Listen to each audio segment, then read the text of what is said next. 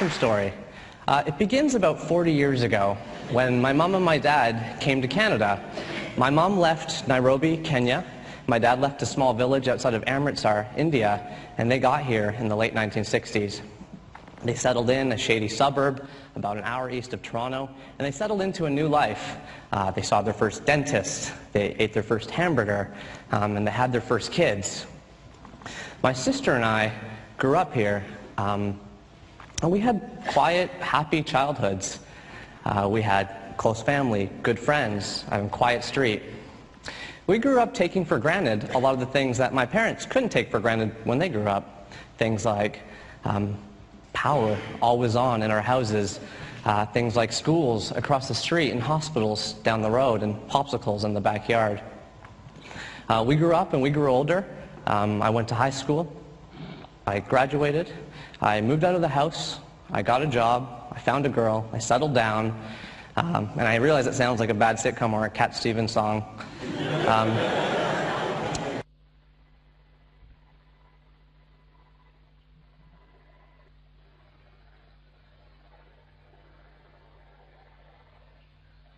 But life was pretty good.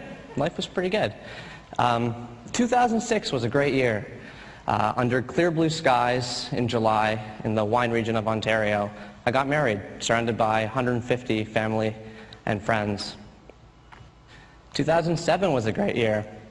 I graduated from school and I went on a road trip with two of my closest friends. Here's a picture of me and my friend Chris.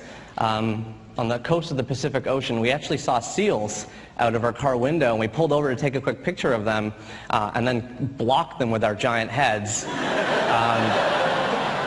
So you can't actually see them, but it was breathtaking, believe me.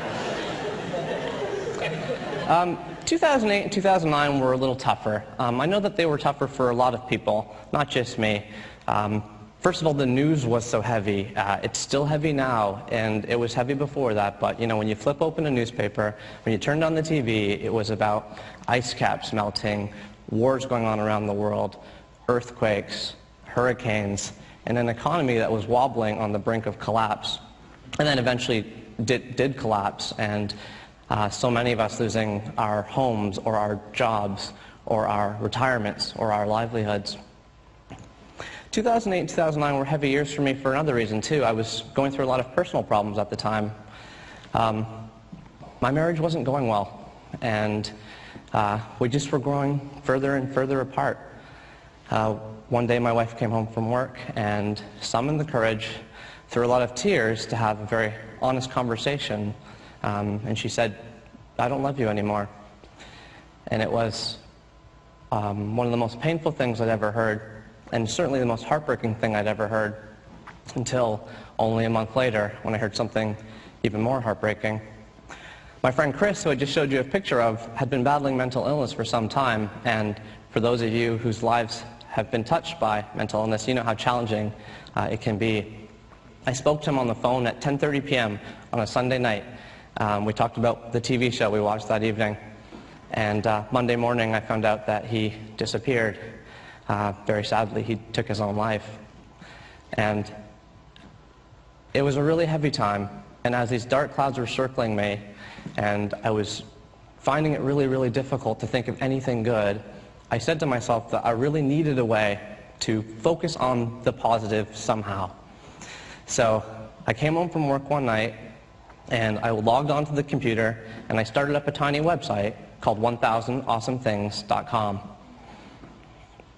I was trying to remind myself of those simple, universal little pleasures that we all love, but we just don't talk about enough. Things like waiters and waitresses who bring you free refills without asking, being the first table to get called up to the dinner buffet at a wedding, wearing warm underwear from just out of the dryer, or when cashiers open up the new checkout lane at the grocery store and you get to be first in line, even if you were last at the other line. Swoop right in there. And, you know, slowly over time, I started putting myself in a better mood. I mean, 50,000 blogs are started a day. And so my blog was just one of those 50,000. And nobody read it except for my mom. Although I should say that my traffic did skyrocket and go up by 100% when she forwarded it to my dad. And then I got excited when it started getting tens of hits. And then I started getting excited when it started getting dozens, and then hundreds, and then thousands, and then millions. It started getting bigger and bigger and bigger. And then I got a phone call, and the voice at the other end of the line said, "You just won the Best Blog in the World award." I was like, that sounds totally fake.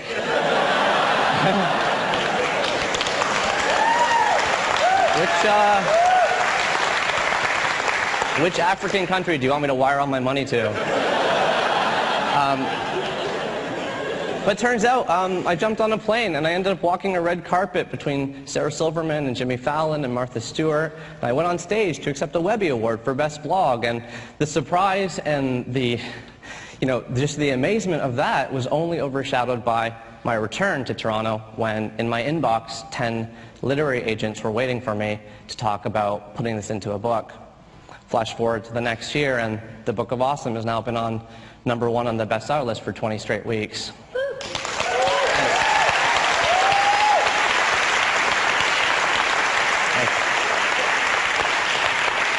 But look, I said I wanted to do 3 things with you today. I said I wanted to tell you the awesome story, I wanted to share with you the 3 A's of awesome, and I wanted to leave you with a closing thought. So let's talk about those 3 A's.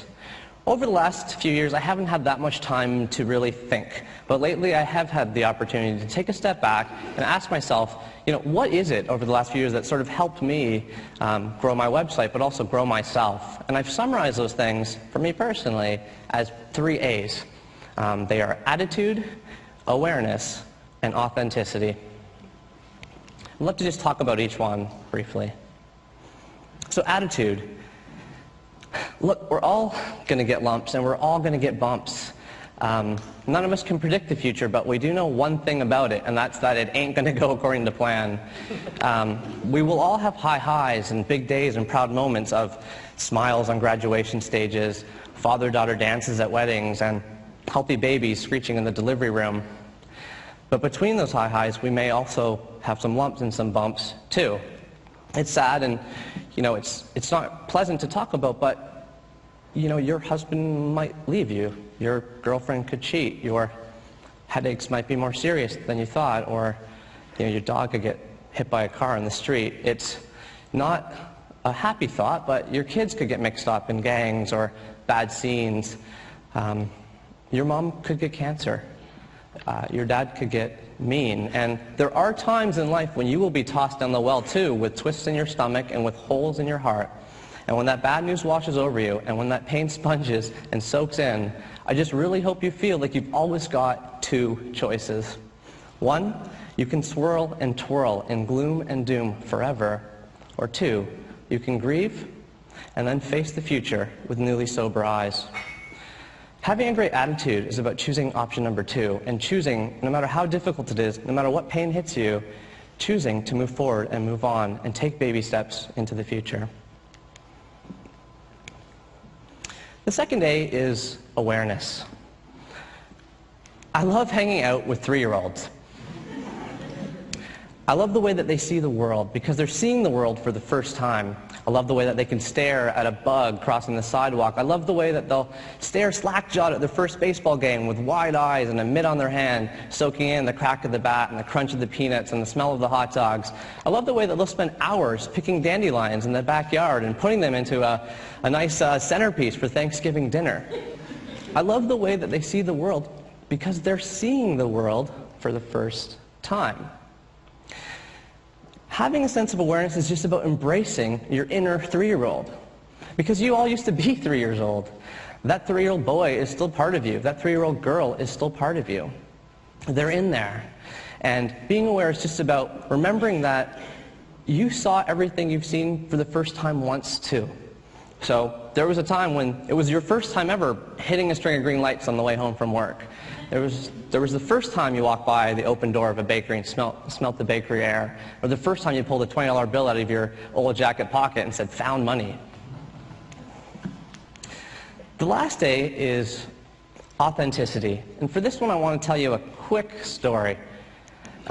Let's go all the way back to 1932, when on a peanut farm in Georgia, a little baby boy named Roosevelt Greer was born. Roosevelt Greer, or Rosie Greer as people used to call him, grew up and grew into a 300-pound, 6'5" linebacker in the NFL. He's number 76 in the picture. Here he is, pictured with the fearsome foursome. These are four guys in the LA Rams in the 1960s you did not want to go up against. They were tough football players doing what they loved, which was, crushing skulls and separating shoulders on the football field. But Rosie Greer also had another passion. In his deeply authentic self, he also loved needlepoint. He loved knitting. He said that it calmed him down, it relaxed him, it took away his fear of flying, it helped him meet chicks. That's what he said. I mean, he loved it so much that after he retired from the NFL, he started joining clubs, and he even put out a book called Rosie Greer's Needlepoint for Men. And it's a great cover. He's actually, if you notice, he's actually needlepointing his own face. And so, what I love about this story is that Rosie Greer is just such an authentic person, and that's what authenticity is all about. It's just about being you and being cool with that. And I think when you're authentic, you end up following your heart, and you put yourself in places and situations and in conversations that you love and that you enjoy. You meet people that you like talking to. You go places you've dreamt about, and you end up following your heart and feeling very fulfilled. So those are the 3 A's.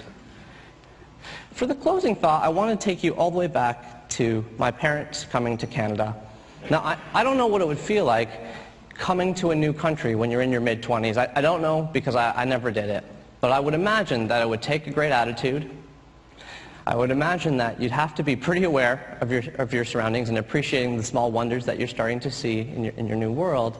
And I think you'd have to be really authentic. You'd have to be really true to yourself in order to get through what you're being exposed to. I'd like to pause my TED Talk for about 10 seconds right now, because you don't get many opportunities in life to do something like this, and my parents are sitting in the front row, so I want to ask them to, if you don't mind, stand up, and I want to say thank you to you guys.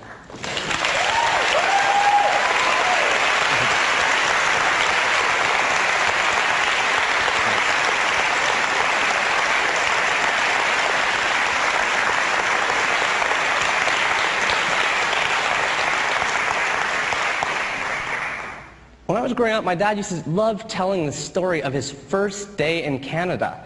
And it's a great story, because what happened was he got off the plane at the Toronto airport, and he was welcomed by a non-profit group, which I'm sure someone in this room runs.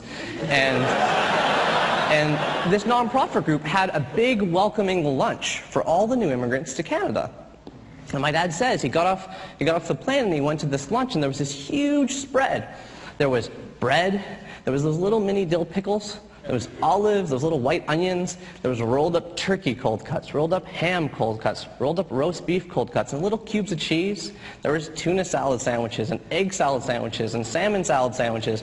There was lasagna, there was casseroles, there was brownies, there was butter tarts, and there was pies, lots and lots of pies.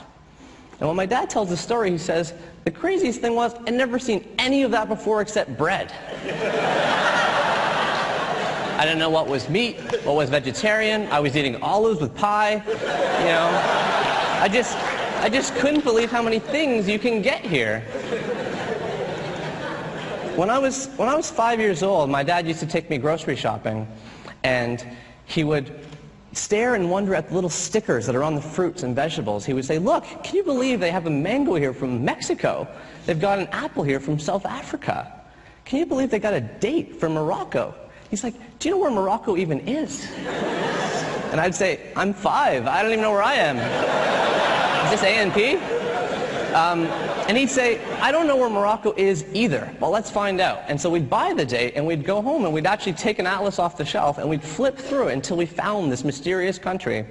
And when we did, my dad would say, can you believe someone climbed a tree over there, picked this thing off it, put it in a truck, drove it all the way to the docks, and then sailed it all the way across the Atlantic Ocean, and then put it in another truck and drove that all the way to a tiny grocery store just outside our house so that they could sell it to us for 25 cents. And I'd say, I don't believe that. And he's like, I don't believe it either. Things are amazing. There's just so many things to be happy about. And when I stop to think about it, he's absolutely right. There are so many things to be happy about. We are, the only species on the only life-giving rock in the entire universe that we've ever seen capable of experiencing so many of these things. I mean, we're the only ones with architecture and agriculture. We're the only ones with jewelry and democracy. We've got airplanes, highway lanes, interior design and horoscope signs. We've got fashion magazines, house party scenes. You can watch a horror movie with monsters. You can go to a concert and hear guitars jamming. We've got books, buffets, and radio waves, wedding brides, and roller coaster rides. You can sleep in clean sheets. You can go to the movies and get good seats. You can smell bakery air, walk around with rain hair, pop bubble wrap, or take an illegal nap. We got all that. But we only got 100 years to enjoy it. That's the sad part. The cashiers at your grocery store, the foreman at your plant, the guy tailgating you home on the highway, the telemarketer calling you during dinner, every teacher you've ever had, everyone that's ever woken up beside you, every politician in every country, every actor in every movie, every single person in your family, everyone you love, everyone in this room, and you will be dead in 100 years. Life is so great that we only get such a short time to experience and enjoy all those tiny little moments that make it so sweet. And that moment is right now, and those moments are counting down, and those moments are always, always, always fleeting. You will never be as young as you are right now.